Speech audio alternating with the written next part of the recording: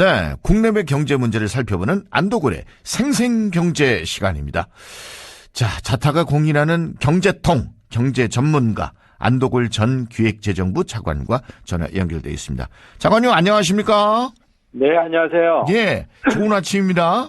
네, 좋은 아침입니다. 예, 먼저 국제경제 동향 하나 짚고 가시죠.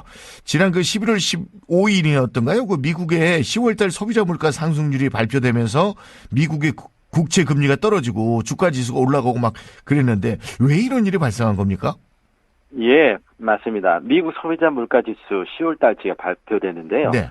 3.2%네요. 9월 달 3.7%에서 크게 떨어지는 숫자고요. 네네. 지난 7월 이후 가장 낮은 수준입니다. 예. 그러니까 이렇게 나오니까 금융시장에서 이제 전망을 하는 겁니다. 네. 야, 물가가 안정세로 접어들었다. 그러니까 그동안 인플레를 잡기 위해서 고금리 정책을 유지해왔던 예. 미국 연방준비은행이 이제 금리를 낮추기 시작할 거다. 네네. 먼저 12월 달에 지금 회의가 예상되는데요. 예. 이때 기준금리가 동결될 것이다. 오. 그리고 내년 상반기 들어서는 드디어 이제 기준금리가 인하되지 않겠느냐 하는 기대가 생긴 겁니다. 예. 이제 그러다 보니까 자금이 이제 채권 시장으로 유입되면서 이제 시장 금리가 좀 빠지고 또 주식 시장으로 이제 자금이 몰려들면서 이제 주식 가격이 올랐고요. 예. 이러한 물가지수 발표 이후에 S&P 500 지수, 나스닥 지수가 1.9%, 2.4% 급등하는 현상이 발생을 한 겁니다. 하여튼 어마어마하게 그날 하루 동안 그렇게 이제 올라간 거잖아요. 주식도 그렇고. 그럼 우리나라에 그렇습니다. 엄청나게 이것도 영향이 지금 크게 미쳐지는 거잖아요. 네, 그렇습니다. 예, 우리나라 채권 주식 시장에서도요, 미국과 비슷한 지금 현상이 나타났습니다. 시장 금리를 보면은 이제 국채 금리가 지수 발표 이후에 0.16% 포인트 떨어졌고요. 주식 시장은 지난주죠. 전주 대비해서 그리고 코스닥이 1.24% 이제 상승을 좀 한 거죠. 네. 예, 이렇게 미국의 물가 안정은 우리나라 거시경제와 정책 흐름에 큰 관건이 지금 되고 있습니다. 네, 네. 지금 미국 물가가 안정되어야만이 미국이 지금 세계 금리 기준을 잡고 있지 않습니까? 네, 네, 그렇죠. 이 미국의 금리가 떨어질 수 있습니다. 그래야만 우리나라도 이제 자금의 해외 유출 걱정 없이 금리를 인하할 수 있게 되겠죠. 이렇게 금리가 인하돼야만이 이제 가계와 기업의 지금 굉장히 높은 이자 부담이 이제 경감이 되고 또 소비와 투자가 늘어나면서 경기 회복의 숨통이 튀게 됩니다. 그래야 이제 주식 시장도 회복의 이제 계기를 이제 갖게 되겠죠. 예, 그래서 굉장히 지금 중요하다. 그런데 지금 미국 연방준비은행의 정책 스탠스, 즉 방침이 굉장히 중요합니다.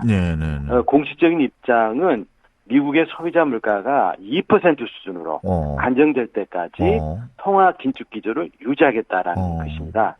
따라서 10월 한 달치 물가만 보고 이렇게 감히 반응할 것이 아니고 미국의 향후 물가 상승률 추이를 좀 지켜봐야 될 것 같습니다. 네. 이제 그렇죠. 이제 쭉 지켜봐야 되겠지만, 어쨌든 미국이 금리가 떨어지면은, 우리도 금리가 떨어지는 거고, 미국이 올리면 우리도 이제 돈이 빠져나가면 안 되니까. 그렇죠. 우리도 올라가는 거고 막 이런 거기 때문에. 맞습니다. 어쨌든 지금 현재로서는 우리한테는 되게 이제 기대감을 좀 높여주는, 그런 상황들이 발생한 거죠. 예. 그렇죠. 우리 경제에 지금 숨통을 막고 있는 게 고금리 아닙니까? 그러니까요. 얕은 이쪽에 이제 변화를 가져올 수 있는 계기가 생기겠죠. 네네. 자, 그리고요. 광주 지역의 청년 고용 상황에 대해서 좀 살펴볼게요. 한국경영자총협회가 최근에 발표한 2022년 지역별 청년 고용 동향을 발표를 했는데 광주 지역의 고용률이 낮게 나왔어요. 이렇게 낮은 이유는 뭘까요? 예, 그러니까 통계를 좀 보니까요. 작년 하반기 이제 숫자가 가장 최근 수치인데요. 우리 광주 지역의 청년 고용률이 38.1%입니다. 전국 평균이 46%거든요. 예, 그러니까 그에 비해서 크게 낮고요. 17개 광역 지자체 간에 비교해 보니까 거진 최하위권입니다. 그리고 보다 큰 문제는요. 이렇게 이제 경제 활동을 하고 있지 않는 청년 인구 중에 왜 하지 않느냐라고 이유를 물었더니 4분의 1 정도가 단순히 그냥 쉬었음을 이제 이유로 내세우거든요. 통상은 이제 대학이라든지 이제 또 군대 복무 등으로 인해서 이제 경제활동 불가피 못하는 경우가 많이 있는데요. 이렇게 쉬어버리면은 어떻게 되겠냐면 또 이런 상태가 장기화되면은 이제 구직 활동에 대한 의욕을 상실하지 않겠습니까? 그리고 또 낙인 효과가 또 생기겠지요. 그러다 보면 이제 자연스럽게 이제 노동시장 참여가 더욱 어려워질 것이고 결국에는 우리 청년들이 또 결혼과 자녀 출산을 또 미루는 또 이제 부정적 영향이 끼치지 않겠습니까? 이렇게 보면 광주 지역 경제의 미래가 그만큼 더 어두워진다는 거 아니겠습니까? 이런 면에서 굉장히 중장기적으로 안 좋은 영향을 이제 가져온다 이렇게 볼 수 있겠습니다. 그렇게 이렇게 이제 청년 취업 지표가 이제 바닥을 보이는 것은 그만큼 광주권의 일자리 상황이 안 좋다는 거죠. 우리 기업의 사정이 그만큼 안 좋은 겁니다. 우리 광주시에 활동하고 있는 기업이요 18만 개거든요. 그런데 경기도가 지금 189만 개, 서울이 148만 개입니다. 그러니까 그렇죠. 그리고 수도권은 우리가 10분의 1 수준에 불과한 거죠. 그리고 세종, 제주, 울산 다음으로 적은 숫자입니다. 그래서 이게 청년 고용률 순위와 맞아 떨어집니다. 이렇게 보면 결국에는 우리 동네에 있잖아요. 광주권역에 지금 청년들 눈높이에 맞는 일자리를 마련하는 게 굉장히 급하다 이렇게 좀 보여집니다. 그래서 제가 항상 강조하고 있는 게 지금 인공지능, 바이오, 문화, ABC 산업을 제가 일컫고 있는데 이 분야에서 청년 창업이 굉장히 많이 활성화 좀 돼야 될 것 같고요. 또 이런 분야에 종산 중소기업을 육성하는 데 좀 힘을 모아야 할 것 같습니다. 그러려면 뭐 예산 확보도 잘 돼야 될 것이고. 그렇죠.